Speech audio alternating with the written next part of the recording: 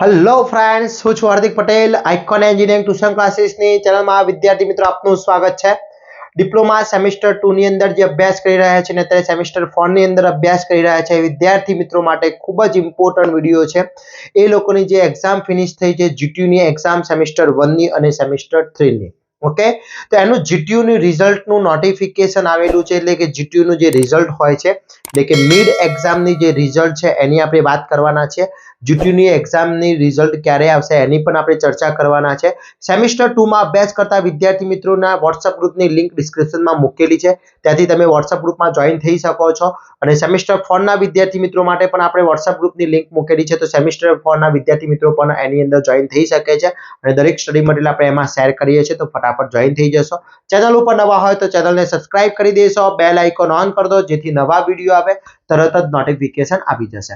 વિદ્યાર્થી મિત્રો, આજના વિડીયોમાં વાત કરવાના છે જે તમારી કોલેજ તરફથી માર્ક્સ મુકાતા હોય છે મિડ એક્ઝામના અને વાઇવાના, એટલે કે તમારા સબમિશનના માર્ક્સ મુકાતા હોય છે, એની આજે આપણે ક્યારે એના આપણને માર્ક્સ જોવા મળશે તમારે ખાસ એ ચેક કરી લેવાના છે. એમાં કોઈ પણ ટાઈપનો પ્રોબ્લેમ હોય તો તમે એમાં સુધારાવી શકો છો, ચેન્જીસ કરાવી શકો છો વિદ્યાર્થી મિત્રો. એટલે ઇમ્પોર્ટન્ટ છે એ કઈ લિંક ઉપર જોવા મળશે એ પણ હું તમને અહીંયા બતાવીશ, તો વિડીયોના એન્ડ સુધી જોડાતા રહેશો.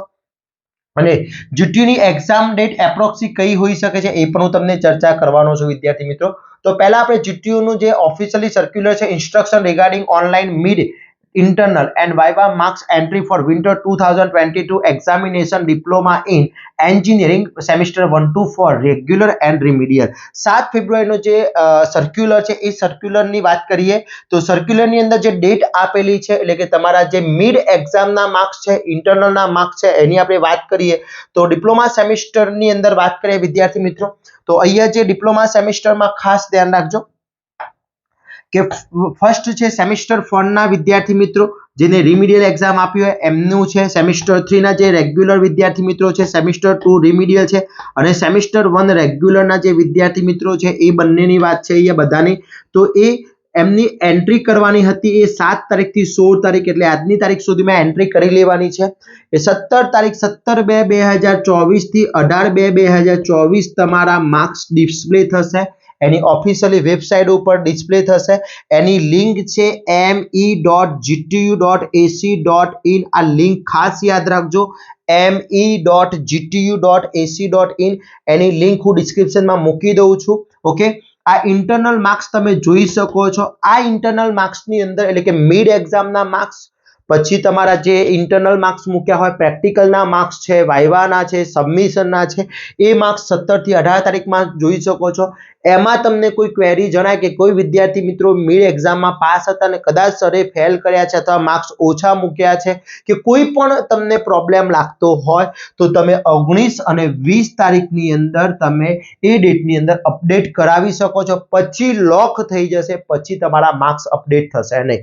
હવે ઘણા બધા વિદ્યાર્થી મિત્રોનો ક્વેશ્ચન હોય છે કે સર કદાચ મિડ એક્ઝામમાં ફેલ થઈએ તો આપણે શું જીટીયુની એક્ઝામ ફરીથી આપવી પડે? ના, જીટીયુની એક્ઝામ ના આપવી પડે. મિડ એક્ઝામમાં ફેલ થાવ તો મિડ એક્ઝામ ફરીથી આપવી પડે. એટલે વિદ્યાર્થી મિત્રો ખાસ ઇમ્પોર્ટન્ટ ડેટ છે 17 અને 18. કાલે 17 ડેટ અને 18 ડેટ. હવે કાલની વાત કરીએ તો કાલે સેટરડે છે, 17 તારીખે સેટરડે છે, 18 તારીખે સન્ડે છે. આ બે દિવસની અંદર તમારે માર્ક્સ જોઈ લેવાના છે.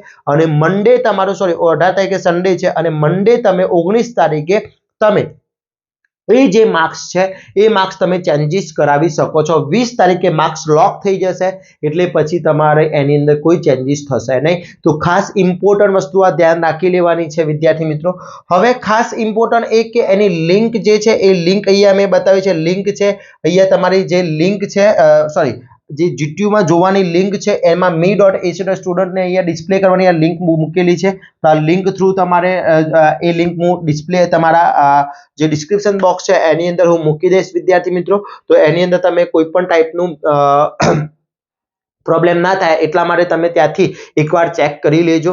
હવે જીટીયુનું રિઝલ્ટ ક્યારે આવી શકે છે તો વિદ્યાર્થી મિત્રો જીટીયુનું રિઝલ્ટની વાત કરીએ તો 18 ફેબ્રુઆરી જીટીયુએ 18 ફેબ્રુઆરીએ સેમિસ્ટર 5 નું રિઝલ્ટની ડેટ આપી છે, એપ્રોક્સિમેટ. ઓકે, એના પછી સેમિસ્ટર 4 નું રિઝલ્ટ આવશે, સેમિસ્ટર 4 રિમિડિયલ રિઝલ્ટ આવશે, એના પછી સેમિસ્ટર 3 રેગ્યુલરનું રિઝલ્ટ આવશે, રેગ્યુલર એન્ડ રિમિડિયલનું રિઝલ્ટ આવશે. એટલે સેમિસ્ટર 3 નું રિઝલ્ટ માર્ચ મંથની અંદર, માર્ચ મંથના ફર્સ્ટ 1 to 10 ડેટની અંદર રિઝલ્ટ આવવાની પોસિબિલિટી છે. અને જે વિદ્યાર્થી મિત્રો ફર્સ્ટ સેમેસ્ટરના વિદ્યાર્થી મિત્રો છે એમનું રિઝલ્ટ માર્ચના એન્ડિંગમાં અથવા એપ્રિલના સ્ટાર્ટિંગમાં તમારું રિઝલ્ટ આવશે. ઓકે, બીકોઝ કારણ કે રિઝલ્ટ 1 by 1 શો થતા હોય છે. હજી 5મા સેમેસ્ટરનું રિઝલ્ટ આવ્યું નથી, જે ડિસેમ્બર મંથની અંદર એક્ઝામ લેવાઈ હતી એનું રિઝલ્ટ હજી આવ્યું નથી.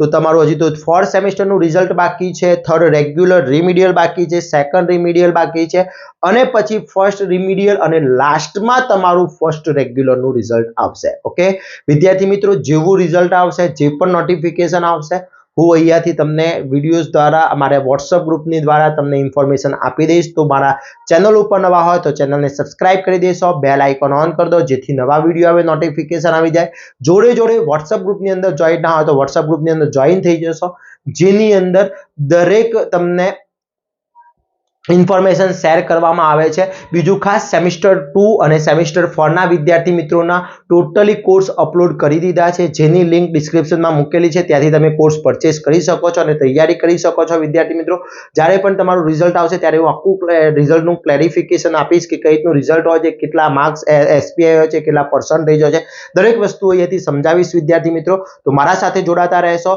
ચેનલ ઉપર નવા હોય તો ચેનલને સબસ્ક્રાઇબ કરી દેશો, બેલ આઇકોન ઓન કરી દો જેથી નવા વિડીયો આવે તરત જ નોટિફિકેશન આવી જશે. અને આ જે ડેટ છે એ ડેટ ભૂલતા નહીં જોવાનું, ચેક કરી લેજો. અને કોઈ પ્રોબ્લેમ હોય, કોઈ તમને ક્વેશ્ચન કઈ આઈડિયા ના આવે અથવા કોઈ ક્વેરી હોય તો મને કોમેન્ટ કરશો, હું 100% તમને રિપ્લાય આપવાનો ટ્રાય કરીશ. વિદ્યાર્થી મિત્રો, ઓકે, તો આવા જ નવા વિડીયો સાથે નવા દિવસે મળીશું. ત્યાં સુધી વિદ્યાર્થી મિત્રો મને રજા આપશો. જય હિન્દ.